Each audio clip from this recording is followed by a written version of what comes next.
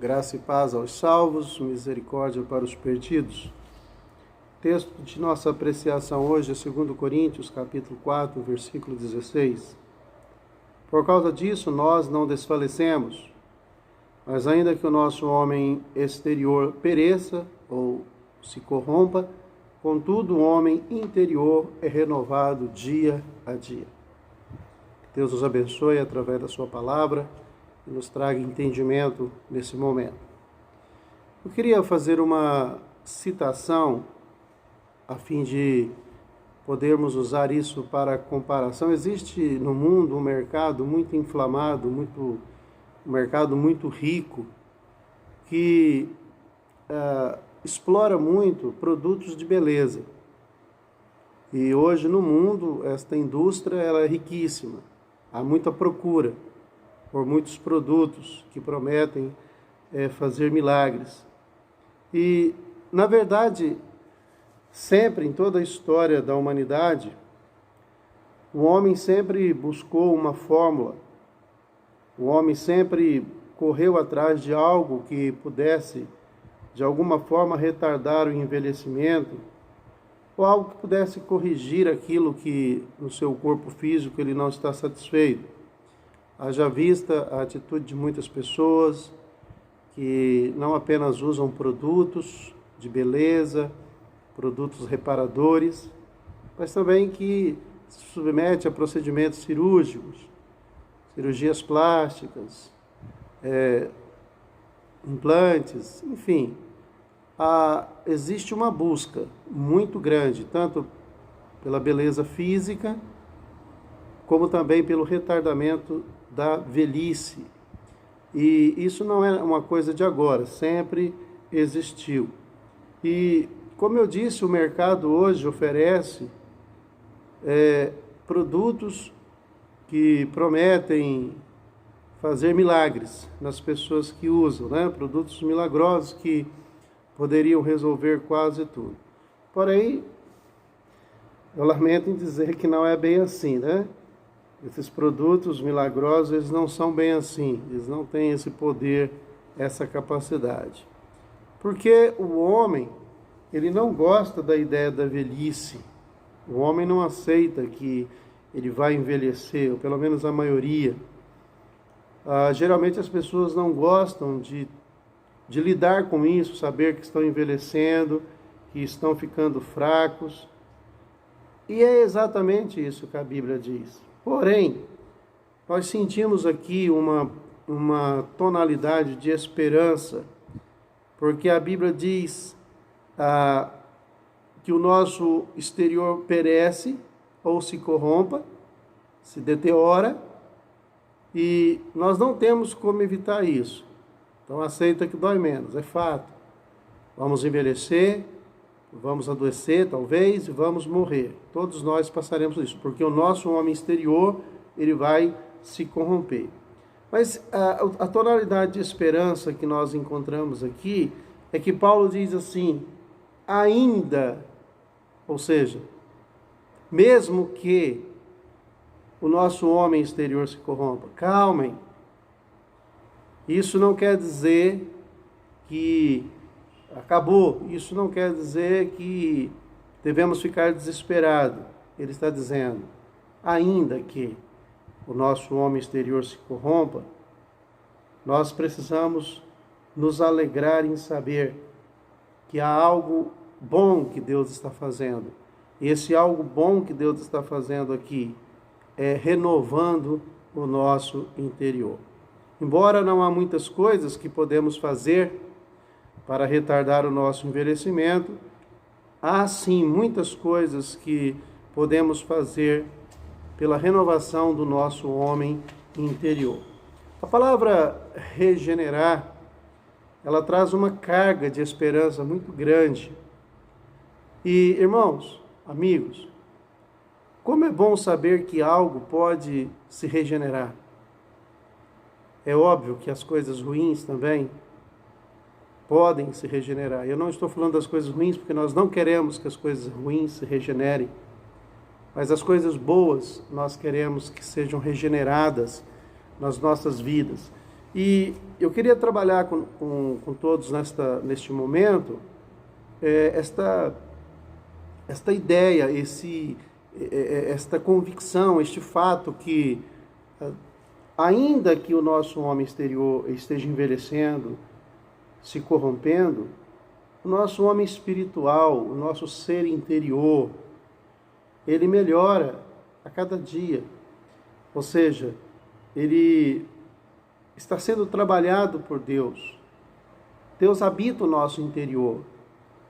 A Bíblia diz que o nosso corpo é o templo do Espírito Santo. Então Deus habita no nosso coração, no nosso ser. Nós somos o templo do Espírito Santo. E onde Deus habita, é óbvio que Deus sempre faz as melhorias, né, que são necessárias fazer. As nossas fraquezas carnais, elas existem em nós e nos fazem pecar. Como, por exemplo, nossos desejos físicos proibidos, a cobiça, aquilo que os nossos olhos estão cobiçando, a inveja, que é aquele sentimento destrutivo por saber que outras pessoas estão tendo determinadas coisas, nosso orgulho, a nossa arrogância, tudo isso são obras da carne, diz a Bíblia, e isso tudo produz morte. Nosso homem exterior, ele se corrompe, ele envelhece, ele morre por conta do pecado. Então nós não temos agora como evitar isso. Mas a nossa alma, ela existe, está dentro de nós, e às vezes o sentimento que eu tenho é que a nossa alma está clamando. Às vezes o sentimento que eu tenho é como se a nossa alma também, contrariando aquilo que Deus quer para nós, estivesse acompanhando este envelhecimento, estivesse acompanhando esse perecimento do nosso homem exterior. Ou seja, não é para a nossa alma perecer, não é para a nossa alma envelhecer, não é para a nossa alma enrugar, adoecer. A nossa alma, ela precisa estar sempre viva. Deus quer que vivamos e com abundância.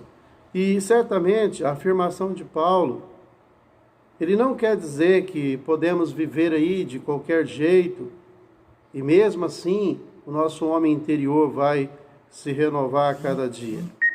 Na verdade, nós precisamos sim fazer aquilo que Deus nos orienta na sua palavra, para que, ainda que o nosso homem exterior se corrompa, porque não se tem como evitar isso, o nosso interior se renove. Isso é muito importante. E eu queria pensar na palavra de Deus com vocês, como ser renovado no homem interior dia a dia. Eu não estou falando aqui de nenhuma coisa extra-bíblia. Eu não estou falando de nenhuma coisa aqui proibida. Estou falando de um processo correto, bíblico, e que realmente deve acontecer conosco. Nós precisamos passar por este processo de renovação, onde coisas que não estão mais sendo usadas, onde coisas em nós que envelheceram, coisas em nós que perderam eficácia, possam ser trabalhadas por Deus e possa voltar a dar fruto. Há um exemplo em João capítulo 15 da videira, que Jesus disse: eu sou a videira verdadeira, meu pai é o lavrador. Toda vara que está em mim e não dá fruto precisa ser limpada. Ou seja, isto é um processo de renovação. A poda, o trabalho que Deus faz em nós, para que nós possamos produzir mais, para que nós possamos cumprir mais aquilo que Ele espera de cada um de nós. Como nós poderíamos neutralizar os efeitos que nos enfraquecem espiritualmente? Aquelas coisas ruins que estão afetando a nossa alma, aquelas coisas ruins que estão limitando a nossa capacidade de produzir, de fazer algo para Deus. Como que nós podemos neutralizar esses efeitos ruins na nossa vida?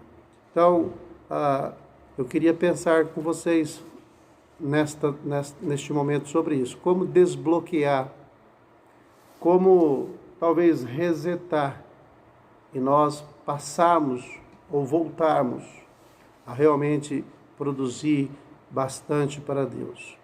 A palavra de Deus no livro de Apocalipse, ela chama a nossa atenção e ela nos diz assim: lembra, pois, aonde ou de onde caístes e volta à prática do primeiro amor. Eu não tenho dúvida que na nossa vida cristã, muitos de nós perdemos potência, perdemos eficiência. Eu não tenho dúvida que muitos de nós caímos. E muitos de nós, talvez hoje não sejamos o que éramos no início. Mas o conselho da palavra de Deus está previsto, não é algo que Deus não havia previsto, é algo que realmente faz parte desse plano, desse processo. Durante a nossa caminhada cristã haverá quedas, haverá momentos de enfraquecimento. E é justamente por causa disso que nós precisamos seguir a orientação de Deus. Quando entendermos que estamos caídos, quando entendermos que não estamos produzindo, quando entendermos que estamos enfraquecendo na alma, nós precisamos lembrar aonde que isso começou. Como a nossa queda começou, aonde começou. Voltar até lá e tomar uma decisão diferente agora. Lembra de onde caíste, volta até lá e continue agindo como deveria ter agido. Então, eu pensei para nós meditarmos hoje em 4 coisas que podemos nos ocupar nelas. E estas coisas, elas podem fazer este efeito de renovar o nosso interior. A primeira coisa que eu acredito que nós devemos fazer, sem dúvida alguma, é a oração. No Salmo 139, versículo 23 e 24, o Davi, ele está orando e ele fala assim para Deus: sonda-me, ó Deus, e conhece o meu coração.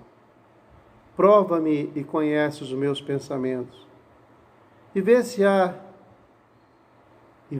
em mim algum caminho perverso e guia-me pelo caminho eterno. Davi está orando e ele está pedindo ao Senhor ajuda. É interessante, irmãos, que quando Davi está falando com Deus, apesar de estar talvez numa situação de enfraquecimento, o Davi, ele reconhece os atributos de Deus. Ele reconhece que Deus é poderoso, que Deus sabe todas as coisas, que Deus tem todo o poder. E ele fala para Deus: Deus, o meu maior desejo é servir o Senhor. Eu reconheço que Tu és digno. Olha os atributos que o Senhor tem. E Davi, ele cria que Deus era grande, poderoso, e reconhecia a sua condição de pecador. E o desejo dele era servir ao Senhor. Então, ele pede para Deus, ele diz: Deus, Tu me sondas e me conheces, olha para dentro de mim, identifica o meu problema, e Deus, cria em mim um espírito reto, me ajuda a vencer as minhas fraquezas, me coloca no trilho, me faz andar de forma sincera e correta nos Teus caminhos. E, amados, nós precisamos ser sinceros com Deus. Nós precisamos reconhecer diante dele nossas misérias, nossas fraquezas, porque, na verdade, nós sabemos quem nós somos e sabemos que Deus também sabe tudo sobre nós. Então não tem como esconder nada de Deus. E no contexto aí desses versículos, Davi fala: para onde eu fugirei do Teu Espírito? Em qualquer lugar que ele imaginou e que ele lembrou de citar, ele disse: até ali a Tua mão me guiaria. Então nós devemos, em oração, dizer para Deus o que somos e devemos pedir a ajuda dele. E certamente aqui nós temos algo diferente dos produtos de beleza, porque os produtos de beleza prometem fazer milagres e não fazem, mas Deus pode fazer milagres nas nossas vidas. A oração tem mais poder do que os cremes, a oração tem mais poder do que qualquer procedimento cirúrgico, porque a oração move o coração de Deus e nós, como Davi, precisamos que Deus crie em nós um espírito reto. Ele pode fazer um morto como Lázaro voltar à vida, mesmo depois de 4 dias. Ele pode fazer mulheres estéreis como Sara, como a própria Ana, a ter filhos. Então, Deus é extremamente poderoso. Ele faz os cegos enxergar, Ele faz os coxos andarem, eles faz com que os leprosos fiquem limpos. Deus pode fazer uma transformação muito grande nas nossas vidas. Não há impossíveis para Deus. Embora muitas vezes as nossas causas pareçam impossíveis, não há nada impossível para Deus. Meu irmão, Deus pode renovar o seu interior. Mesmo que o seu exterior esteja acabado, Deus pode renovar o seu interior. Deus pode fazer com que você possa voltar a dar frutos.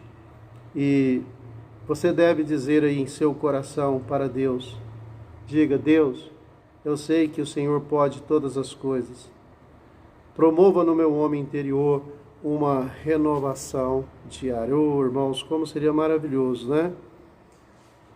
Ser renovados diariamente pelo nosso Deus. É interessante como a palavra de Deus trata e nós somos levados a entender isso. As misericórdias de Deus renova toda manhã. Deus quer renovar o nosso interior todos os dias. Não há tempo para remontar, porque se remontássemos um dia após o outro, talvez depois não seria, talvez não haveria solução depois. Então, Deus esteja de fato renovando o nosso interior a cada dia, nos guiando aí por um caminho eterno. Então, a primeira coisa que queria lembrar e apresentar para vocês como algo que tem efeito para renovar o nosso interior é a oração. Esteja orando e pedindo isso ao Senhor. A segunda coisa é a disciplina. É muito importante a disciplina. Em 1 Coríntios capítulo 9, versículo 26 e 27, Paulo diz assim: portanto, eu assim corro, não como na incerteza. Assim eu luto, não como alguém que bate no ar. Mas eu permaneço debaixo do meu corpo e o reduzo à sujeição, para que, por qualquer meio, pregando aos outros, eu mesmo deveria ser um náufrago. Tradução um pouquinho diferente daquela que nós estamos acostumados, mas Paulo está dizendo aqui que ele se dedica, ou ele aplica na sua vida uma autodisciplina. E ele diz que não seria tão interessante se ele apenas se disciplinar, ajudasse a disciplinar os outros e não disciplinasse a ele mesmo, porque chegaria no final, ele seria reprovado. Paulo ele sempre usa figuras como, por exemplo, soldados, atletas, e estas funções, elas exigem muita disciplina. A disciplina ela é de suma importância, irmãos, para a nossa vida espiritual, da mesma forma como ela é na vida de um soldado ou de um atleta. Ou seja, sem disciplina, certamente não haveria conquistas, sucessos. Nós precisamos ter muita força de vontade para deixar aquilo que nos dá prazer, para fazer aquilo que é preciso. Então isso é disciplina. Não importa o que eu quero, importa o que eu preciso. E a disciplina precisa ser colocada nas nossas vidas. Como crentes, nós precisamos ser dedicados, aplicados para alcançar objetivos, para alcançarmos aquilo que tanto queremos. Da mesma maneira que você faz dieta, da mesma forma que você malha na academia, da mesma forma que você pratica esportes para ter uma boa forma física, e para isso você faz muitos sacrifícios, assim também deve se empenhar para obter resultados positivos na vida espiritual. O problema é que as pessoas, em nome e em busca de uma boa forma, de um corpo bonito, sarado, saudável, fazem sim muitos sacrifícios, deixam de comer coisas que gostam, comem coisas que não gostam, mas porém saudáveis, se dedicam a exercícios, porque têm um objetivo que querem alcançar. Se você tem um objetivo na sua vida espiritual, entenda que é preciso também ter muita disciplina para que você possa conseguir ter um interior renovado, um interior agradável ao Senhor. Uma coisa só não funciona. Só a oração não funciona. Só a disciplina não funciona. Nós precisamos unir as 4. Ore, então, e seja determinado a fazer aquilo que é necessário fazer. O que você deve fazer, o que você deve entender agora, não é o que você quer, e sim o que você precisa. E o apóstolo Paulo, ele sabia que precisava ajudar muitos outros na vida espiritual. Mas também ele sabia que não podia descuidar da sua própria vida, porque caso ele se preocupasse apenas com os outros, ele próprio seria desclassificado. Então busca o Senhor, peça a ajuda dele para identificar as áreas que precisam de renovação na sua vida, no seu interior. Dedique-se em fazer o que for preciso, ou seja, desligue o que precisar desligar. Mate o que precisar matar. Que você possa quebrar o que precisa ser quebrado. Romper com o que precisa ser rompido. Deixe para trás. Abandone, esqueça, se desfaça. Jogue para trás. E dê um recomeço na sua vida. E para isso é preciso realmente disciplina. Uma das coisas mais difíceis, às vezes, nas nossas vidas são relacionamentos. Mas há algum tempo atrás eu orientei vocês que existem relacionamentos que nos puxam para baixo. As companhias, muitas vezes, elas acabam te levando para o mau caminho. Então tem hora que tem que romper com pessoas também. Pessoas que não são positivas na sua vida, pessoas que estão te atrapalhando. A terceira coisa é a consagração. E aí a gente vai para Romanos, capítulo 12, versículo 1 a 3, quando Paulo fala assim: suplico-vos, pois, irmãos, pelas misericórdias de Deus, de apresentardes os vossos corpos em sacrifício vivo, santo e agradável a Deus, que é o vosso culto racional. Ou seja, nós precisamos nos consagrar ao Senhor. Falamos orar, falamos sobre disciplina, nós falamos agora sobre consagração. Certamente Deus é maravilhoso conosco. Ele se revelou para nós através da sua palavra, e a sua palavra é o alimento que nós precisamos. Quando Jesus orava pelos seus discípulos, ele disse: Pai, santifica-os na verdade, a tua palavra é a verdade. Nós temos a verdade, que é a palavra de Deus, e agora nós precisamos vivê-la. E eu fiz uma conexão sobre consagração e viver a palavra. Consagração, no meu entendimento, dentre outros entendimentos que podemos ter da palavra, é praticar, colocar em prática aquilo que nós temos aprendido da palavra de Deus. Se o mundo controla a nossa maneira de pensar, nós somos conformados. Mas se Deus controla a nossa maneira de pensar, nós somos transformados. Consagração é viver uma vida de transformação, uma vida completamente diferente daquela que nós vivíamos anteriormente. Então, viva para pôr em prática a palavra de Deus. Tudo que você sabe da palavra de Deus, coloque em prática. Quero puxar a sua orelha agora e te lembrar que provavelmente há muitas coisas que você conhece da palavra e que você não pratica. Tiago disse que isso não tem nenhum valor. Nós não podemos ser apenas ouvintes. Não tem valor. O diabo conhece a palavra, o diabo tem muito entendimento, mas ele não serve ao Senhor praticando a palavra. Pratique a palavra, pratique aquilo que você conheça da palavra.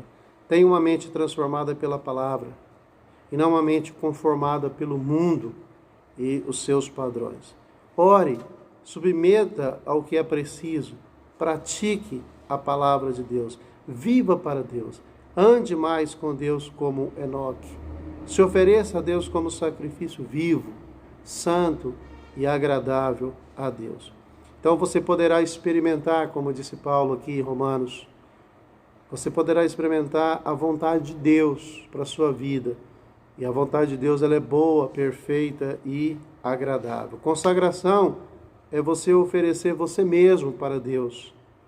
E depois tudo o que você tem.